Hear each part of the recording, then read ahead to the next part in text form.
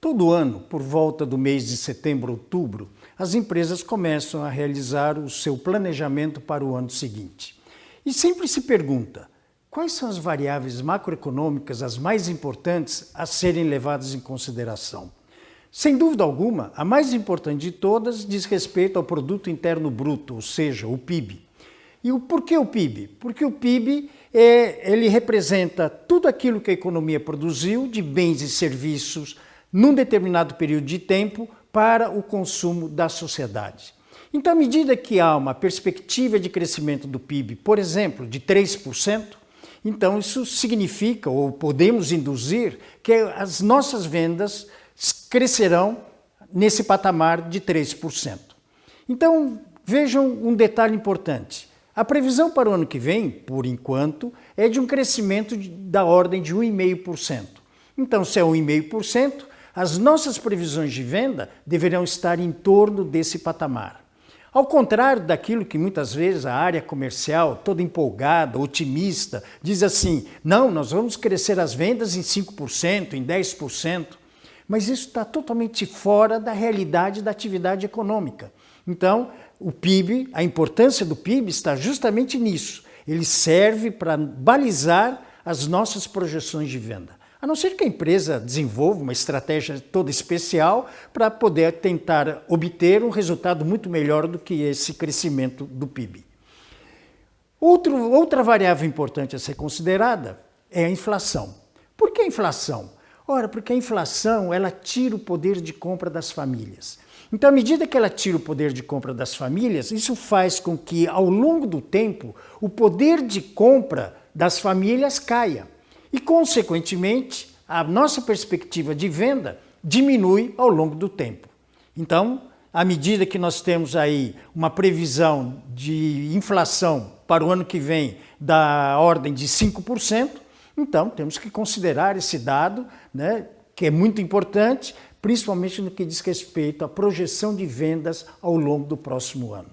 Uma outra variável importante diz respeito à taxa de câmbio. Por que a taxa de câmbio? Ora, porque infelizmente a nossa economia é altamente dependente do setor externo. Então, principalmente no que diz respeito à importação de bens intermediários, essa importação fica sujeita, ou o seu preço final fica sujeito à variação da taxa de câmbio. Então, à medida que a moeda nacional se desvaloriza, esses bens intermediários se tornam mais caros no processo de produção. E não podemos esquecer que, à medida que o processo de produção, o custo desse processo aumenta, nós vamos ter que repassar isso ao preço do produto.